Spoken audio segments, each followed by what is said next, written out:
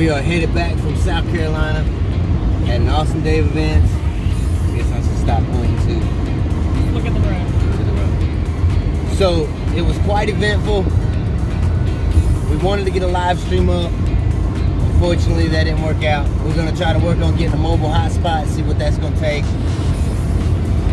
Shout out to all of our new Patreons and our Patreon that up their Patreon. Yeah. Thank you very much. We love you. We know the sound quality on this video is not the best. We did get a microphone and we didn't go with the cheapest one. We couldn't go with the most expensive one either. So But we kind of went.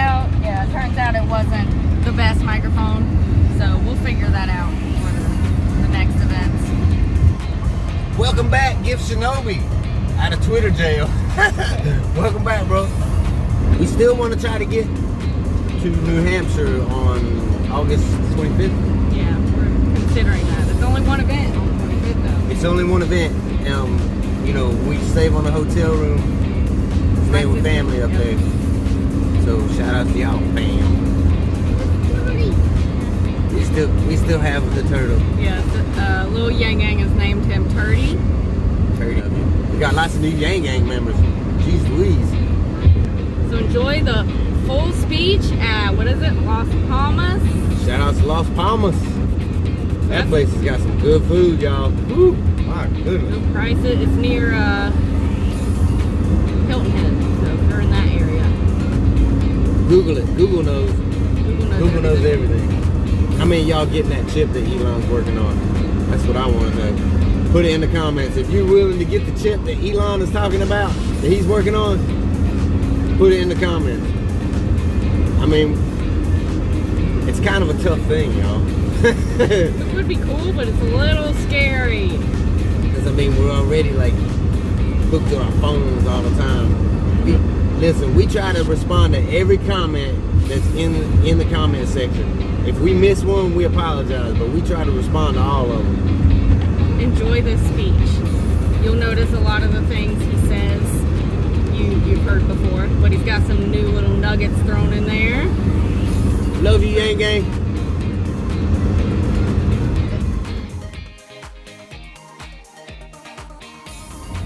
Oh. Yeah, you can cut all these O's out. Yeah. Oh, that's might have to look it up. Yang Gang Love or it's the Love Group. Yang Gang ain't gonna put that name in there. I just botched that. Bloopers? I don't know. Okay. Turtles for Yang Twitter page. Come on, Fred. Stay in your side of the road. Every truck driver now is Fred. Fred.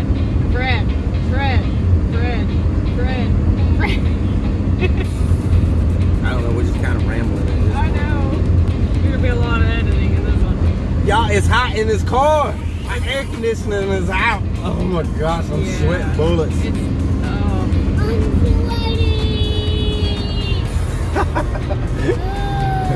We gotta get this air conditioner thing. the area near, what's that town called? Okatie? Okatie? I don't think it's Okatie. That's not how it's pronounced. Y'all know. Sorry, That South place. Carolina. Anyway. Well, Google is not a predictor of the future. No, but it will be.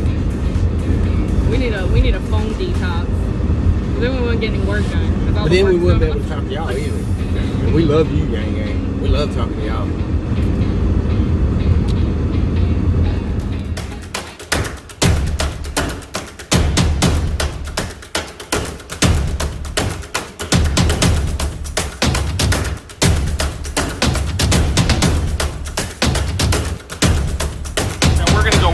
The way. Thank you, Gang Gang. I love you guys.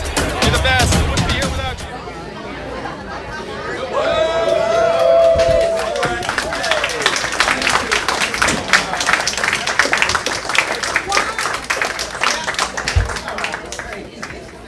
Alrighty, good folks. As you see, the man of the hour is here now. I'm going to give you a little bit of background again about myself. So first off, I'm originally born in Los Angeles, California. That's a small town in California, right? So I'm born out there. However, I was not born into affluency. I was not a wealthy individual. I kind of grew up in poverty. I'm from the 80s. What happened in the 80s?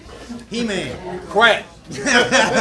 Close though. Yeah. So the crack, I was involved with the crack epidemic. I had family members that were lost to crack, cocaine, and drugs and things like that. So with that epidemic that happened, we're going on there. We dealt with a lot of family issues where we did not have money. So I've been homeless. I went to 7 different high schools. I had a 0.8 GPA. I had a lot of issues over here. Can somebody turn this TV over here? TV over here. Can somebody turn the TV over here? Yeah.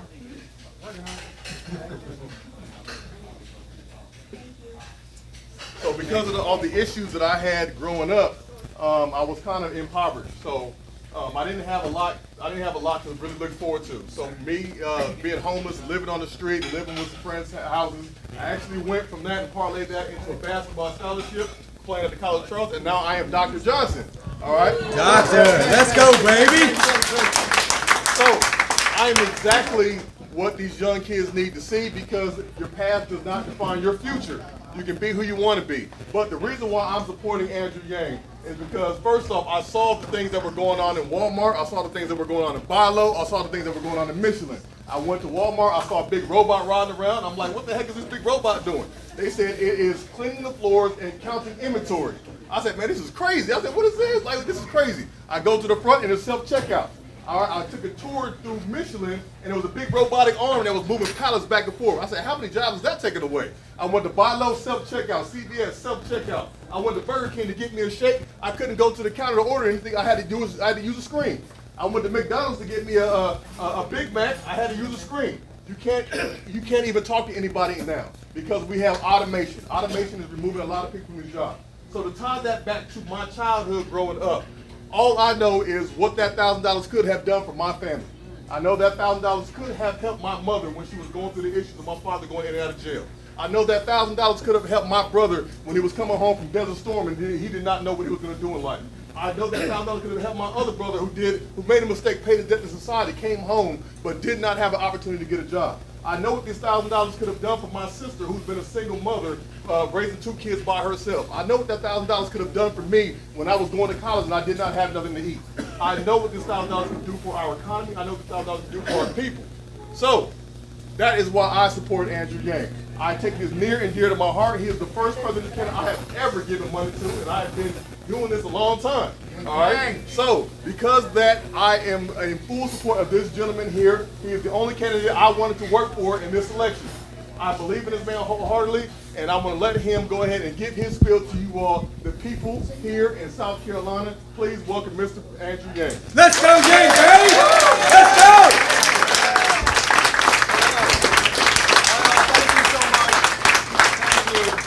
Best thing about running for president, any room I go into, they start applauding. I'm Andrew Yang. I'm running for president as a Democrat in 2020. I'm not a career politician. I'm an entrepreneur and problem solver, and I never intended to run for president, to be very honest. I have various ways to prove that. So how did I come to be here with you all? Oh, one thing I want to say, we just got the news last week. I am the 9th candidate to qualify for the fall debates. Yeah!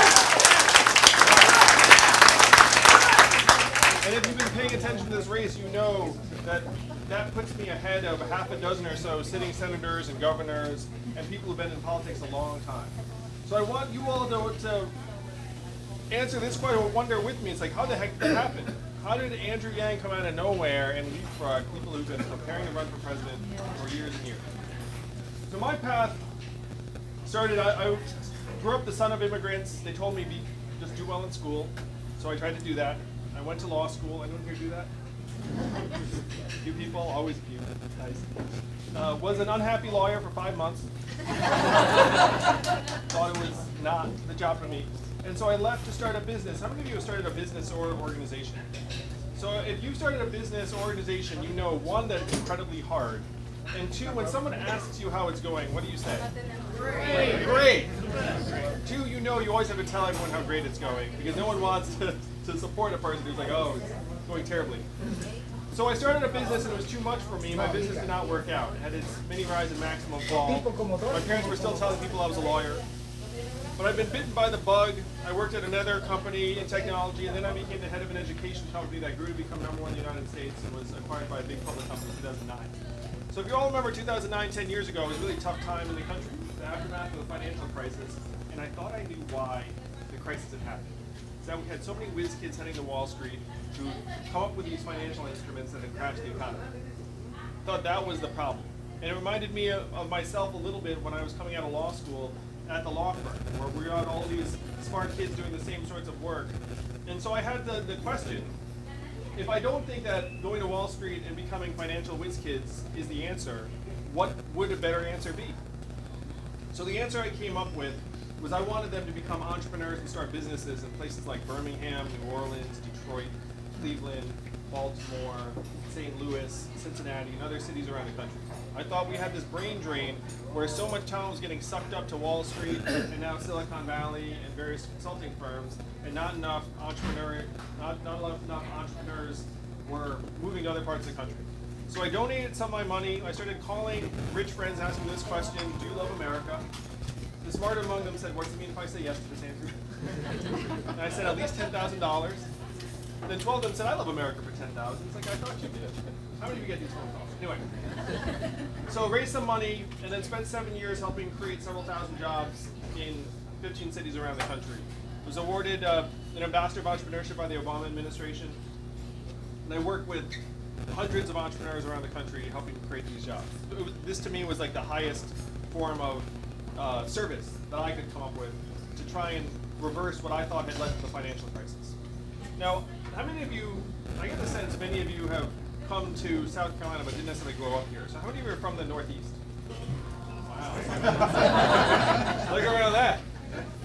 How about Midwest? South? West Coast?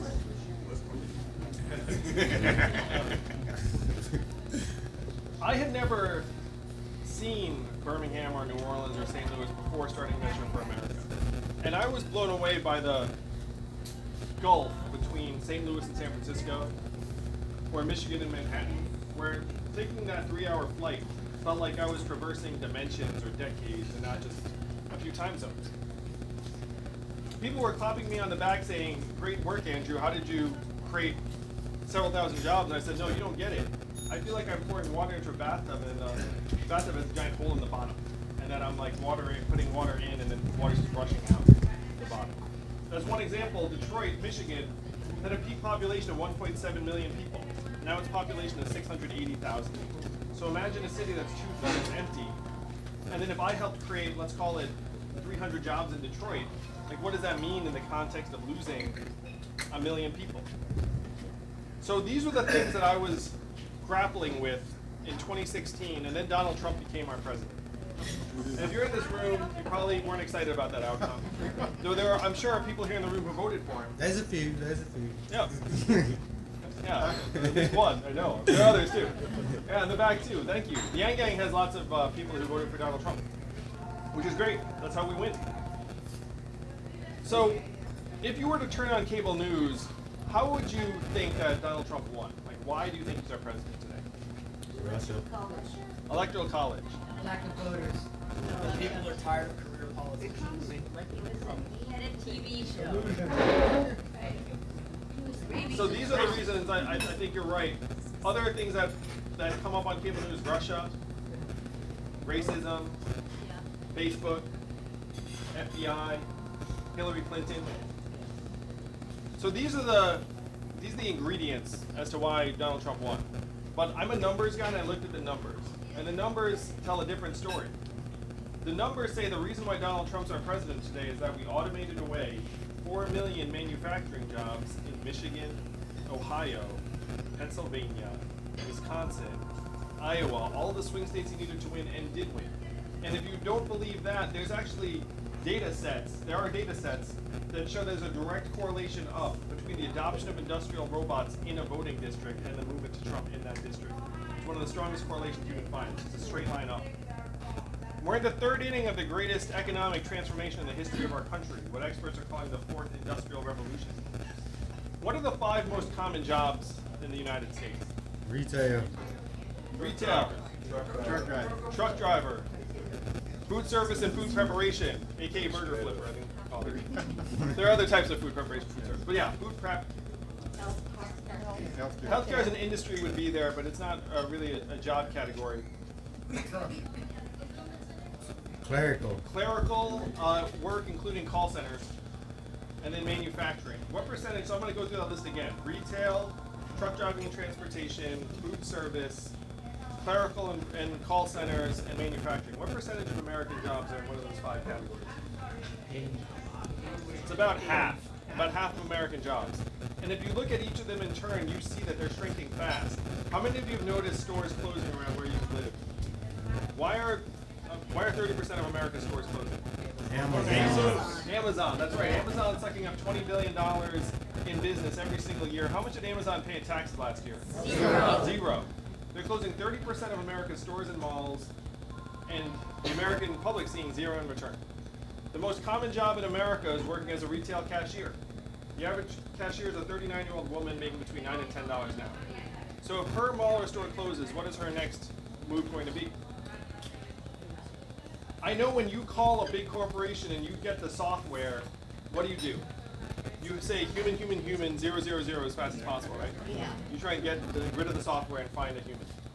I do the same thing. I hate the software. It's terrible. In 2 or 3 years, the software is going to sound like this. Hey, Andrew, how's it going? What can I do for you? It's going to be efficient, quick, delightful. You might not even know it's software. What's that going to mean for the 2.5 million Americans who work in call centers right now who make $14 an hour? If software, and you don't need genuine artificial intelligence to do that call center job. You just need a very, very sophisticated decision tree, and then software that can figure out what you're saying. They can even detect changes in your tone of voice. They can start figuring out if you're getting irritated. So this is 2 to 3 years away.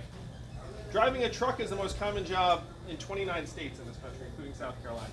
There are 3.5 million truckers. And my friends in Silicon Valley are working on cars and trucks that can drive themselves. Now, why do they want to build self-driving cars and trucks so badly? For the money. $168 billion a year in cost savings if they can automate truck driving. That's an unfathomable amount of money. That's the kind of amount of money that makes everything possible. So I talked to my friends in Silicon Valley, and I asked them, how are we doing on self-driving trucks? They tell me they are 98% of the way there.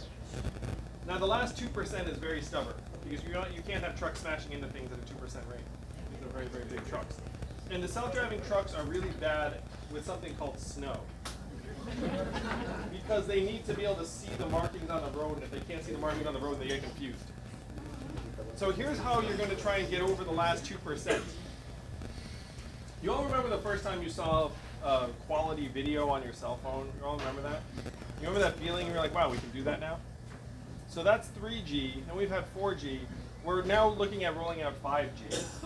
And one of the things that 5G is going to make possible is how they're going to get the last 2% of truck driving.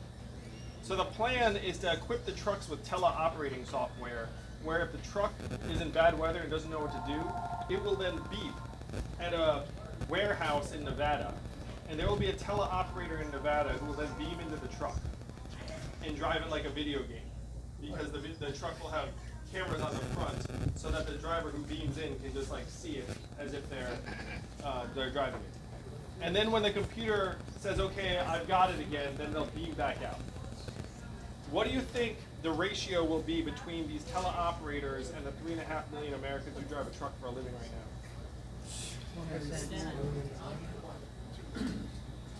Maybe 2%? 3%? What's that going to mean for the 3.5 million truckers in the US, or the 7 million Americans who work at truck stops, motels, diners, and retail establishments that rely upon the truckers getting out and having a meal? Right now, if you're a truck driver, you have to stop driving at the 14-hour mark. Your truck will actually start seizing up and beeping at you if you've driven more than 14 hours. You have to get out, take a nap, get a meal. Your robot truck never needs to stop. So this is the near future. It may sound like science fiction, but it's here. This is the 4th Industrial Revolution. When's the last time you heard a politician say the word 4th Industrial Revolution? Never. This is the first time. And I'm barely a politician. So this is what led me to come to you all to run for president. Actually, I didn't come to you first. The first thing I did is I went to Washington, D.C. I had the facts, the figures, the math, the PowerPoint, and I said, what are we going to do about the fact that we're in the midst of this transformation and the American people are scapegoating immigrants who have very little to do with the set of issues. We have to wake people up and start trying to solve these problems. What do you think the folks in Washington, D.C. said to me when I presented them with the question, what are we going to do? Don't talk about it. It's not on our polling, is what he said. Now, so the first response I got was, we cannot talk about that. One person said the American people will not understand it. The second big response I got was, we should study that further. And the third one, probably the most popular, was, we must educate and retrain all Americans for the jobs of the future. And that sounds very responsible. Who could be against that? So then I said, look, I looked at the effectiveness rates for government-funded retraining of manufacturing workers. Y'all want to guess how effective those programs were? 0 to 15%. That's right. Half of the manufacturing workers that lost their jobs left the workforce and never worked again. And of that group, half filed for disability. And then we saw surges in drug overdoses and suicides in those populations to the point where America's life expectancy has declined for the last 3 years in a row. You want to know the last time America's life expectancy has declined 3 years in a row? Spanish flu, I was there this morning. Oh, you were. I know one answer. Yes. The Spanish flu of 1918, global pandemic. That's the last time America's life expectancy declined for 3 years in a row. We're back in Spanish flu territory because of drug overdoses and suicides overtaking vehicle deaths, a leading cause of death in this country. In large part because we automated away 4 million manufacturing jobs. There was no retraining, really. They went home, started to drink themselves to death, and here we are. So what happened to the manufacturing workers? I studied economics and economic theory. None of this was in my textbook. What do the textbooks say would happen? Retrain, reskill, move for new jobs, higher productivity, invisible hand, all would be well. It's not what actually happened. What happened to the manufacturing workers will happen to the truck drivers. And this population will not take it well. Manufacturing workers, 70% male, 30% female. Truck drivers, 94% male. Average age 49. Average education, high school or 1 year of college. Tens of thousands are ex-military. A dozen truckers just protested in the Midwest. They did something called a slow roll, where they started driving their trucks at 40 miles an hour on the highway, which obviously seized up traffic behind them. Hundreds of people were like, why are we all going so slow? Why did they do the slow roll? They were protesting the digital monitoring of their driving time. They did not like the fact that there was a device that was telling them when they had to stop driving. How do you think they'll take it when it's a robot truck that threatens their livelihood? A lot of slash tires, what he said. Only 13% of truckers are unionized, so if you're hoping there's going to be some grand collective bargaining, there will not be. The vast majority of truckers are individual mom and pop business owners and truck owners. Imagine being a truck owner who mortgaged essentially your life savings, because these trucks are very expensive, like 6 figures. Imagine putting your life savings into a fleet of 5 trucks, having 10 drivers driving them, and then all of a sudden they're robot trucks you can't compete with, hitting the road. Do you think you might do something dramatic? Yeah. So this is what is coming down the pipe. And when I went to Washington, D.C., they have no answer. They have no appetite. They don't want to touch this. If you were to be generous, you could say they don't understand it or don't think the American people are ready. If you were to be ungenerous, you would say they do not care. Because their job security does not depend upon them solving this problem. They actually think if they bring this problem up, it's going to be bad for their job security, so they do not care. And one person in Washington, D.C. said something that did lead me to you all. He said, Andrew, you're in the wrong town. No one here is going to do anything about this problem, because this is not a town of leaders, this is a town of followers. And the only way we're going to do anything about it is if you create a wave in the rest of the country and bring it crashing down on our heads. I thank God I had someone with me that day, because you would think I was making that up, right? No, I had someone with me who was like, oh yeah, he said it. I'm here with you to create that wave. I said to that person, challenge accepted. I can do that. I can create a wave in the rest of the country. That's how I wound up on this debate stage in the fall, is because I'm going around the American people saying, look, this is the biggest challenge that's driving so many of the other problems we have in our society. It got us Donald Trump. And this is what we must respond to. So how do we respond? If you've heard anything about me, you've heard there's an Asian man running for president who wants to give everyone $1,000 a month. You remember hearing that at some point? And the first time you heard that, you were like, ha ha, that's a gimmick. Like, this cannot be serious. But this is a deeply American idea. It's been with us since our founding. Thomas Paine championed it. He called it the citizen's dividend. Martin Luther King was fighting for it in the 60s. He called it the guaranteed minimum income. And it is what he was fighting for the day he was assassinated in 1968. 1,000 economists, including Milton Friedman, endorsed this in the 60s and 70s. It was so mainstream it passed the U.S. House of Representatives twice, in 1971 under Richard Nixon. Came this close to being law. And then 11 years later, one state passed the dividend where now everyone in that state gets between $1,000 and $2,000 a year, no questions asked. And what state is that? Alaska. And how does Alaska pay for it? Oil. And what is the oil of the 21st century? Technology. Data, technology, software, AI. A study just came out the other day that said data is now more valuable than oil. What they're doing for the people of Alaska with oil money, we can do for everyone in South Carolina and everyone in the country with technology money. Again, Amazon, $1 trillion tech company paying zero in taxes. And we're all looking around being like, what the heck is going on? Like, where's the money going? The money is just getting spirited out of your community, that's for sure. And it's not just Amazon. Imagine the American people getting a tiny, tiny slice of every Amazon sale, every Google search, every Facebook ad, every robot truck mile. We can generate hundreds of billions in revenue very, very quickly. Especially because where will the money go when it comes to your hands? And what would you actually spend it on in real life? Fix my car air conditioning. He said a little bit goes back to Amazon, which I agree with. Yeah. But how much of the money would stay where you live? Most of it. Not all of it, but most of it. It would go to car repairs you've been putting off, or daycare, or visiting relatives, or the occasional night out. A lot of it would circulate right here in the community. It would grow the consumer economy in South Carolina by about 15%. It would create tens of thousands of jobs because every garage has to hire a new mechanic, every bar has to hire another server. Like, the jobs would actually be local and accessible. This is what I call the trickle-up economy. From our people, our families, and communities up. And unlike the trickle-down nonsense that never worked, this would actually work. The money would circulate over and over again. It would make us stronger, healthier, mentally healthier, more productive, and it would value the kind of work that my wife does. My wife's at home with our 2 young boys, one of whom is autistic. What does the market value her work at right now? Zero. Zero. And we know that's nonsense. We know that the work she's doing.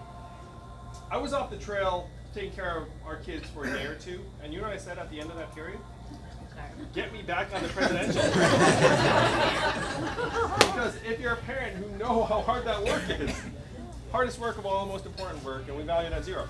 So the freedom dividend, this trickle-up economy, it goes from being radical and far out and futuristic to being something we have to do as soon as you start really digging into the trends.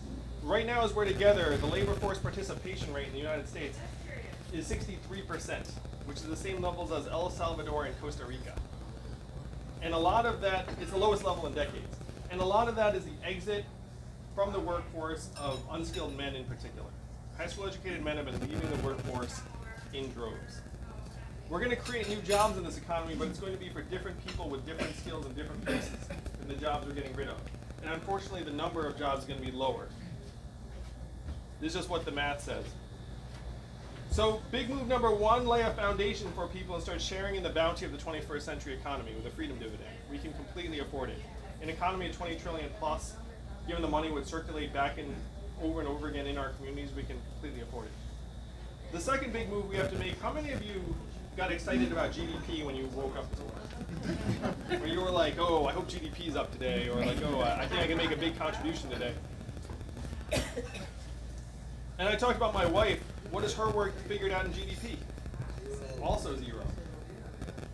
The inventor of GDP said, right, when the time he invented it 100 years ago, he said, this is a terrible measurement for national well-being, and we should never use this that. Self-driving trucks will be tremendous for GDP, but they're going to be very, very bad for many, many Americans. So how would we measure our progress in a way that would actually correspond to how we are doing? That would actually get you excited if I were to come to you and say, hey, this got better. Water. Clean water. Clean air and water, that would get you excited. If I said, hey, your air and water got cleaner. Quality of life. What's plastic? Quality of life. Yeah, health and wellness, life expectancy. If I say your life expectancy is getting shorter, then it's kind of hard to feel too good about what's going on in the economy. But if you say that it's getting longer, then that's great. You're getting healthier. How about mental health and freedom from substance abuse? Affordability, childhood success rates. We have numbers for all these things.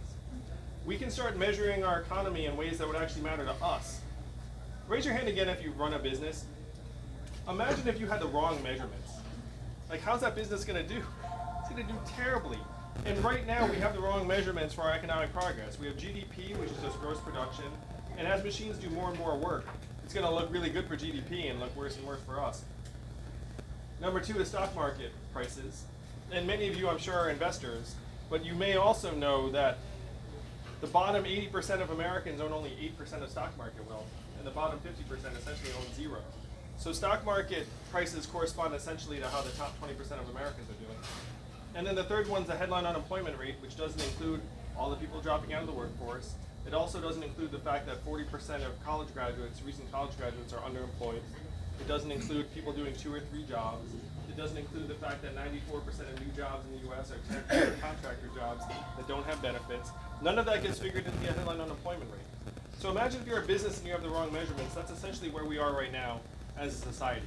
We're being told things are great, but we know in our hearts that things are not great. And if you remember candidate Donald Trump in 2015, what did he say about the economic numbers? Fake news, this is not real, 95 million Americans out of the workforce. Now that he's president, you don't hear any of that. All of a sudden, it's like, the economic stats are great, look at my GDP growth. He was right the first time. The numbers actually don't make that much sense relative to our well-being. So one of my most joyous duties as your president will be to update GDP for the 21st century. And I don't need Congress to do it. All I have to do is go down the street to the Bureau of Economic Analysis and say, hey, GDP, 100 years old, really out of date, kind of useless. How about we update it with the American Scorecard that includes our health and affordability and mental health and environmental quality, and then we can report how we're doing on those measurements every year at the State of the Union. And then we'd have a real sense of how we're making progress or falling behind, and then we can invest resources in a way that would actually make us happier, healthier, and stronger over time. So those are a couple of the big moves that I want to make as your president. And the reason why we're doing so well is that I'm homing in on the real problems that got Donald Trump elected in the first place. I'm one of only 2 candidates that 10% or more of Donald Trump voters say that they will vote for, which means that after I'm the Democratic nominee, I will win cleanly. Do you know who the other candidate is? Bernie. Me and Bernie are the only 2 Democratic candidates that more than 10% of Trump voters say, I will vote for that person. That's one reason I'm doing so well. That if you remember in 2015 and 2016, here was the narrative. Donald Trump said things are going wrong, we're going to make America great again. What did Hillary say to that? America's already great. And that was not what a lot of Americans wanted to hear. What I'm saying is, look, there are real problems in our country, but Donald Trump's solutions were backwards. What were his solutions? Build a wall, turn the clock back, bring the old jobs back. We have to do the opposite of all of that. We have to accelerate our society forward as fast as possible. We have to evolve in how we think about work and value, and I am the ideal candidate for that because the opposite of Donald Trump is an Asian man who likes math. Let's go, Yang Gang! Math now is an acronym. What does math stand for? Make America think harder. Make America think harder. We have to start actually homing in on the real problems, not get distracted by the tweet of the day, or frankly, the talking heads on cable news. A lot of what's happening doesn't fit into the 30 or 60 second soundbite. I've now done dozens of cable news appearances, and man, is it hard to get a lot of information through in that format. It's not great for us. So this is why I'm doing so well, is that I can identify the real problems that are plaguing the American people and advance real solutions to solve them.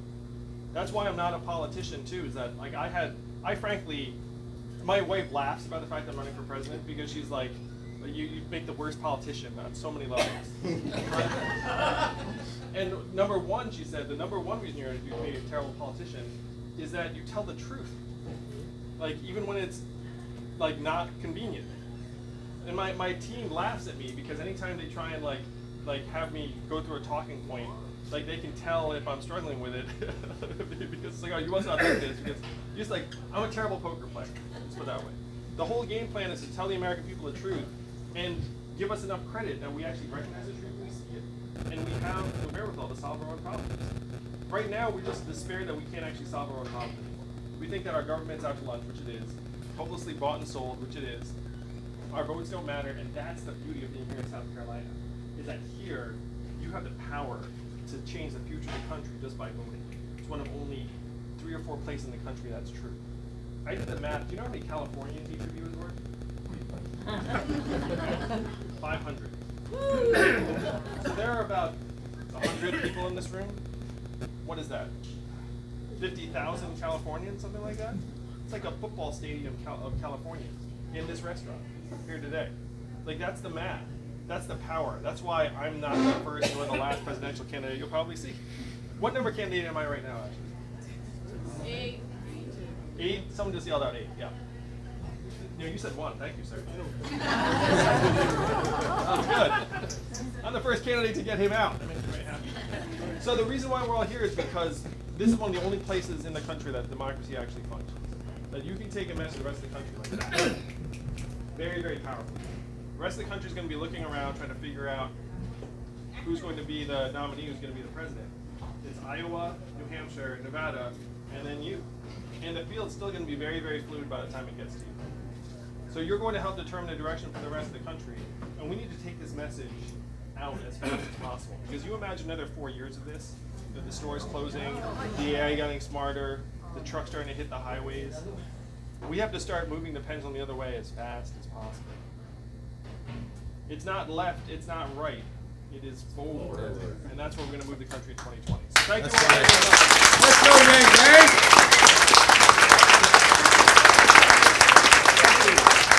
We'd love to take questions from people in this room. Let's take advantage of our intimacy. Yes, miss. How will you handle Donald Trump on the debate stage? Oh, thank you, brother. So people have said that they're super excited to have me debate Donald Trump because where he's all bluster, he's fire, I'm ice. It's like I'm very hard to offend, very cool and logical. And the problem Democrats have gotten into a little bit is that he comes up and he's like, hey, I'm a jerk, I'm a bully. And then the Democrats are like, don't do that. Or something along those lines. Or like, that's not, like that's divisive. That's and then between those two messages, unfortunately, he comes across as like a little more authentic or authoritative or something along those lines. In my case, like, I would just diminish him by dismissing his arguments and making him seem like the buffoon and joke that he is.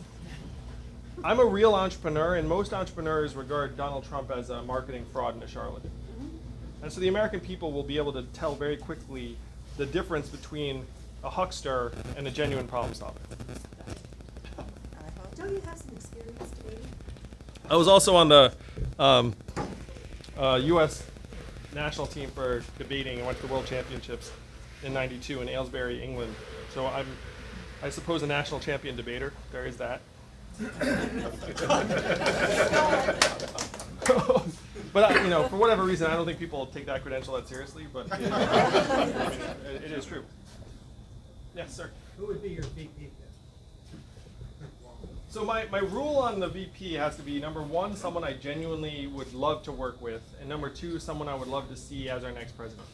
And I haven't spent enough time with some of the other candidates to be able to say authoritatively who I would choose, but I will say that I have a strong preference for choosing a woman. Because I think that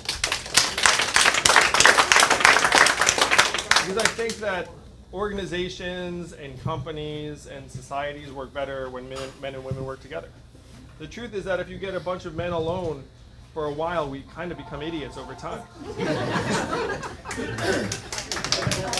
So my preference would be to have a female VP.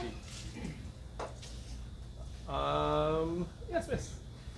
What are you going to do about all the money in Washington, all the PACs and the lobbyists and all that? We've got to get that out of the federal government. They're controlling it right now. Now, the best way is to actually wash the money out.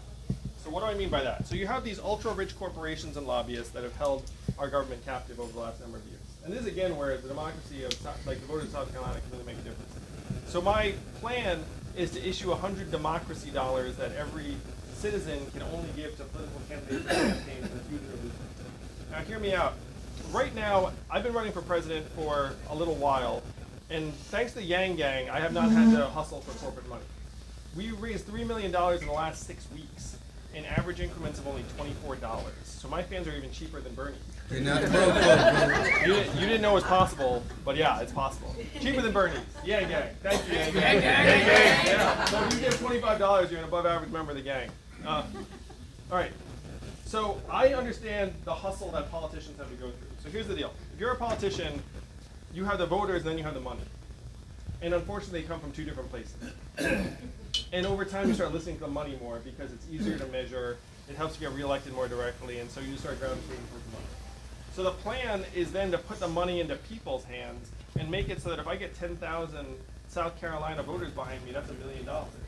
And then when the lobbyists come and say, hey, I've got a check for $80,000 for you, you'd be like, I don't care about your $80,000, I'm getting $1 million from the people. Because right now, we know that corporate money will just kind of creep its way back in.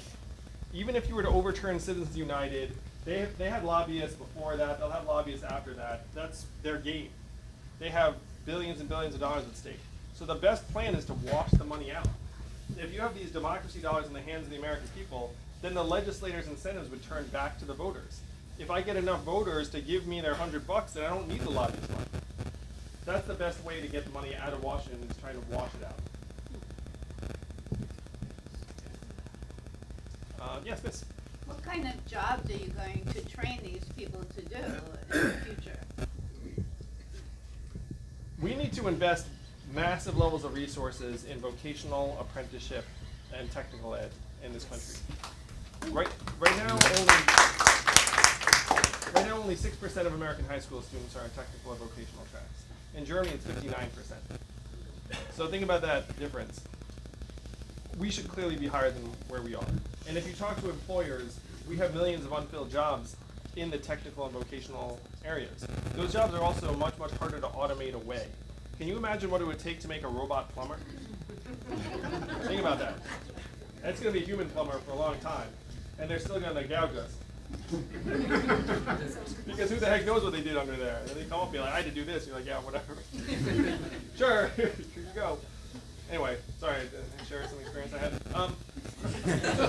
So we need to invest money in technical and vocational ed at a very high level. We're overprescribing college to our young people, and there are many people going to college who probably should not have gone to college. We've also made college 2.5 times more expensive, and then loaded people up with life-changing debt. So there are massive imbalances.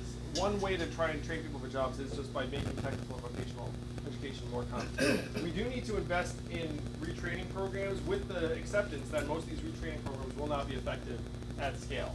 And one joke I tell, but it's true, if you go to a truck stop and you say to them, hey, how would you like to be retrained as like a logistics specialist, they'd be more likely to punch you in the face than cyanide or clipboard. You know what I mean? You been to a truck stop? You know what I'm talking about? So we have to be real. And the most effective retraining programs are based around existing jobs. If you have an existing employer who says, hey, I need 100 people with these, then you can go out and try and train those people. That actually has a higher effectiveness rate.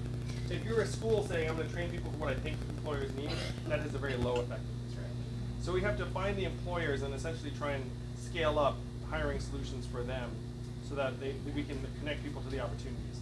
The freedom dividend would be immensely helpful because if you have $1,000 a month, right now, one of the statistics that makes me saddest is that rates of interstate migration in the United States are at multi-decade lows. That is, people are just not moving. People aren't moving across state lines. There are a multitude of reasons for this, but one is that people find moving very unaffordable and difficult. So we have to try and make it easier for people to move to where there might be a job waiting for them, and then actually put financial resources where to make that happen. Because right now Americans are hunkering down in many places. And on one level I'm cool with it in the sense that Americans should not have to move to have a good life necessarily. Like I think that's the wrong message. But if they want to move for a job, we have to make it easier for them to do so. Yeah. Hi. So I think number one, we were asked about it in the second debate, and I want to just hear your thoughts on what we should do about climate change and give you more than 10 seconds that CNN gives you, you know. Thank you. And thank you for giving me the benefit of the doubt. You know, so if you remember at the last debate, I staked out the new third position on climate change. The one position you're used to is we have to fight climate change. Number 2 position is climate change isn't that big a deal. It's like a hoax or whatever. And then now the new Andrew Yang position, which is it's worse than you thought. And that's where I am. That's where the numbers are. According to studies out of Greenland, the ice pack is melting at the rate they projected in 2050. Very much. Like much worse than anyone thought. The UN just released a study saying we will be okay if 90% of the world goes vegetarian immediately. So these are just the studies. These are like the authoritative scientific studies coming out. So we need to try and transition to a more sustainable economy and have more renewable energy sources. But we also have to recognize that that will not do the trick. That in a world where we're only 15% of global emissions, the rest of the world is 85%. And you know what's happening in the rest of the world? China is investing massive resources in renewable energy, but then they're exporting their dirty coal power plants to Africa. They literally are just taking coal power plants and being like, hey, Africa, great news for you. I've got a power plant. It burns coal. Do you want it? And then Africa's like, yes, please. Well, here you go. So they have this incredibly dirty energy signature coming out of the developing world because it's cheaper. So the only way for us to make that stuff cleaner would be to go in and say, look, this is going to be better than the coal plant, and here are the solar panels and wind turbines. And right now, we don't have the will or the resources to make that competitive for them. So I'm for doing everything we can to improve our emissions, but I also want to start investing in mitigation. And in this community, you all started to see the worst effects of climate change creeping up. So mitigation is trying to make our communities more resilient. It's investing in levees and storm-resistant infrastructure, but it's also reforesting parts of the country because it turns out planting lots of trees is one of the best things you can do to mitigate carbon emissions. And we need to reforest our oceans. Now, hear me out. This sounds kind of odd, but the Atlantic Ocean is losing between 4 and 8% of its biomass a year right now. It's catastrophic over time. Like the ocean, it's not a uniform body of water. There are actually many parts of the ocean that are filled with life, and then others that are completely empty. And unfortunately, the parts that are filled with life are starting to get depleted. So what we need to do is we need to put permaculture, marine permaculture arrays of kelp underneath the water in particular areas and help regrow the marine ecosystems. That's not cheap, but it's much cheaper than catastrophe over time. So I'm about to release a comprehensive climate change plan that includes not just mitigation, but also trying to counteract some of the worst effects, both on land and in the oceans. So I, as you can tell, like I'm very, very concerned about climate change. I just don't think that curbing emissions will actually pull it back. At this point, the horse is out of the barn. I don't know if that's not cheery news. And what I say is, like, I wish I had better news to report, but the numbers are pretty clear. Yes, in the back. So, me? Yeah. Okay, so you mentioned democracy dollars, and I think that's a beautiful solution for campaign finance corruption. But what about after the politicians get elected? What's to stop a oil lobbyist, what's to stop a war lobbyist from writing them a blank check? Well, I think what you're describing just there hopefully falls under our anti-corruption, anti-bribery laws, but in a related policy, we should have term limits for members of Congress. Yes. The problem is right now they go to some names. but they go to DC and they're like, "Ooh, I kind of like it here. Let me stick around." And then they rattle around for a long time. It should not be a career. It should be a calling and a vocation. You get as much done as you can in that time frame, and then you come home. And if that's not why you're there, then you shouldn't be there in the first place. So it's not just democracy dollars; it's also term limits and say, look, like you have a particular period of time. And then you'd see all these legislators, I believe, improving their behavior because they know that they can't stick around forever. So would that also include like civilian oversight to make sure that they don't take extra money? Well, I have some rules that I'm just suggesting around not becoming a lobbyist after you leave government, because that's a revolving door. I have good friends who went to Capitol Hill with the best of intentions, and one of them said to me straight up, he's like, I would never become a lobbyist. 12 years later, guess what he is? A lobbyist. You know, and it's just because that's the most lucrative professional opportunity that awaits you after you've worked on Capitol Hill. So we need to make it so that that is not the case. Try and have curbs to become lobbyists post Capitol Hill. One of the things I've said I would do as president is I said that I would have a lifetime ban on presidents getting any money for personal gain afterwards, because if you're a human being and you know that someone can give you $250,000 to give a speech to their employees after you leave office, then the natural temptation is just to be a little easier on them. You know, so you have to try and get that temptation off the board, and culture start at the top. If the president's taking paid speeches for money after they leave office, then everyone in government looks around and be like, all right, I guess being a lobbyist is fine too. It's like you end up having this cascade of mercenary behavior. So you have to say, look, president, no more money. You'll live a fine life, but no more getting paid tons of money after you leave, and then you try and change the culture from the top down. Yes? How will you handle our problems with North Korea? So this is a personal aside. My sister-in-law is Korean, and she's giving birth in 2 weeks in Seoul, and my brother's there right now. I was just FaceTiming him. So what's going on in Korea is personal to me on a couple of levels. I don't think it's a bad thing to talk to leaders that we disagree with. I think you get more done that way. I think disengaging is a harder way to get things done. The problem with North Korea is that we've gone forward and not had clear demands in terms of, we have this all or nothing approach to diplomacy there. We're saying a total disarmament or nothing, and there are actually things we can accomplish short of total disarmament that would make us safer. Yes? Talk to me about gun control, gun reform. I have school-age kids. I'm sending my oldest off to school in Columbia, and I am terrified every time I turn on the TV. I don't know what can be done. I also am a parent of school-age kids. Mine are a bit younger. Is that your daughter? This is my daughter. Wow. Are you voting age?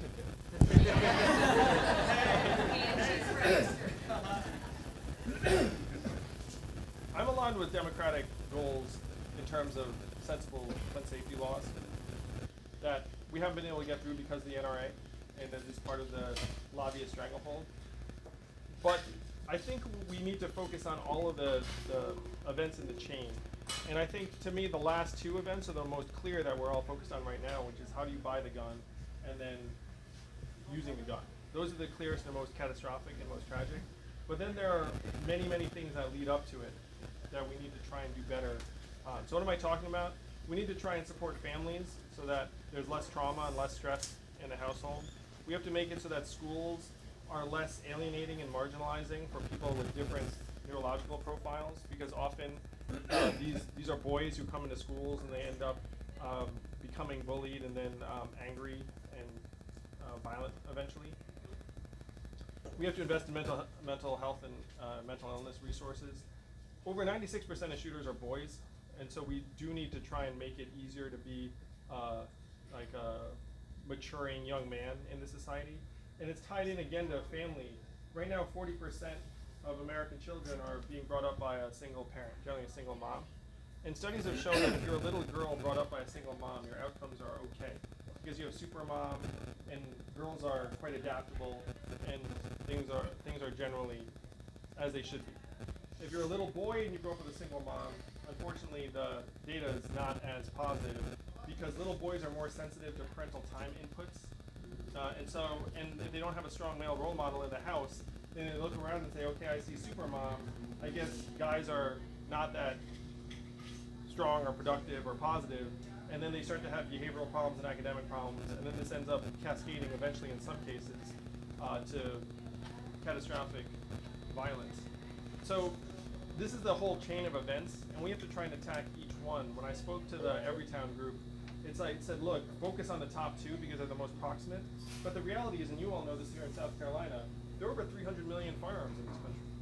And so if I pass a law tomorrow saying, hey, we make it harder to procure certain types of weapons, that does not make a significant number of the 300 million firearms disappear. Most of them are in private homes, they're there. So one thing we should do, and I would do as president, is have a perpetual gun buyback in effect. where anyone can just turn in a gun for a market value just to reduce the supply over time. The other thing we can do to make guns safer is to offer free upgrades to personalization. And what that means is that the gun can actually be outfitted with a grip recognition sensor that only the owner can fire the gun. And it's not based upon your fingerprint, it's based upon the length of your fingers, where the pressure is coming from. And so if you offer gun owners free personalization, then they'll think it's great, because all of a sudden their gun's like a James Bond gun that only they can fire. They'll like show it off. But it also makes us safer, because then if their troubled teenage son gets a hold of the gun, it's useless. Or if it gets into someone else's hands, it's useless. So we need to recognize that we have this massive supply of guns in this country, try and reduce it over time and try and make it safer. Unfortunately, gun violence is going to be with us for a long time, but we're going to try and take steps at every stage. All right, y'all. We got time for one last question. I'm sorry. Really? It's so much fun. One last question. We got to get to our next spot. Miss. Today question and a tomorrow question. The today question is, are we in a recession or heading towards a recession? The tomorrow question is, how do you make taxes fun? Yes. I like both these questions. All right. So the first question, if you didn't hear it, was like, are we in a recession or heading to one? Technically, what you're asking is unknowable. That like I cannot know, and it's irresponsible for me to guess. But having said all that, we're 10 years into this expansion, which is a very long time period, and so it would not be surprising to see a recession, particularly if one, for example, were to have an irresponsible trade war. So the odds of there being a recession, in my mind, over the next year are substantial. How to make taxes fun is more fun. So right now, we hate taxes. I hate taxes. We all hate taxes. About 80% of Americans could have their taxes essentially auto-filled out based upon prior filings and publicly available information the government already has. You're not going to believe this. It's crazy. H&R Block actually lobbied Congress to eliminate the possibility that your taxes get filled out for you. Isn't that awful? I mean, obviously they did it because they want to make money. They got a business on the line. So the plan is to dismiss that set of objections and say, look, we're going to autofill your taxes out for you. So that's part of one of them that makes it fun. But number two is, instead of tax day, we're going to call it revenue day. Because imagine if you were a business that got hundreds of billions of dollars in revenue on a particular day. Do you think you would celebrate that fact? Yeah. You think you'd say, wow, what a great day. Everyone gets the day off. We're going to celebrate our incredible progress as a country that we had another year together. And then every citizen gets a thank you video with Oprah and Tom Hanks and The Rock all saying, thank you, America, we did it again. And then you can even elect where to send the last 1% of your taxes. And you get a thank you from the Forest Service, or a thank you from like the National Endowment for the Arts, or whatever you decided to. And then you would actually feel better about taxes, because you'd be like, okay, I get it, they're trying. It's like, no, but part of why we get so frustrated with our government is they treat us like we're somehow their supplicants instead of the other way around. We're the owners of the country, we're the shareholders of the country. We can make this economy work for us and then we send them hundreds of billions of dollars without so much as a you're welcome. Like, well, and they make it miserable for us. So as president, national holiday, revenue day, April 15th, I'm going to bring a family from every state to celebrate at the White House, and we'll be like, it was revenue day, and then like they'll do that. That's how you make that fun.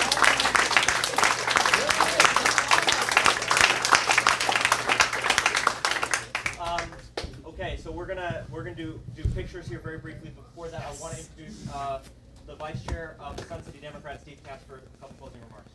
Two quick things. First of all, thank you, Juan, for opening up this place. Thank you very much.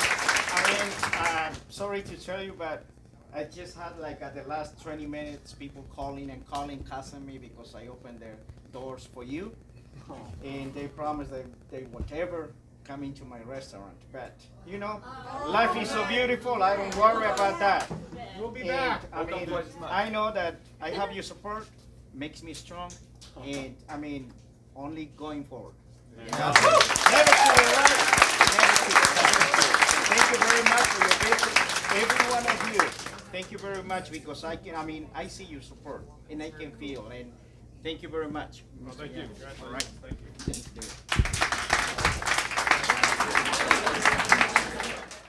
All right. All right. And your name is? Juan Benitez. Juan Benitez. Juan Benitez. And that's you right. you run the Las Palmas? Las Palmas restaurant, yes sir. Awesome. We are happy to have you here, believe me. Thank you very much for your visit. Awesome. So how did you hear about Andrew Yang?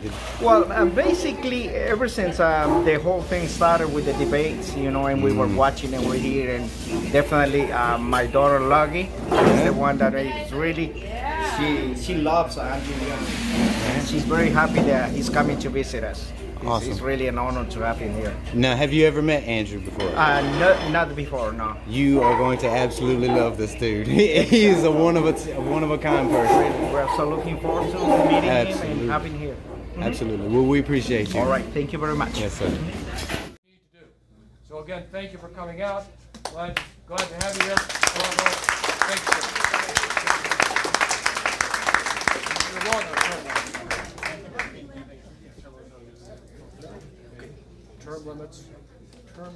So what we're gonna do now is we're gonna do some. I know some of y'all want some pictures, but if y'all can keep it kind of like organized, like a line, so we don't get crowded around, we really appreciate it. Right here. I'm going to, he's going to go on anyway. So this is our job. Yeah, come on in first, for sure. And okay, but look at Putting in work a lot of miles. Is there anybody else doing this, or like you guys are the sort of unofficial videographers of the Yang Gang? There's a couple other channels that do it. We kind of have like a unique perspective because we are former Trump supporters, and I think that's why a lot of people like it. It's pretty down to earth.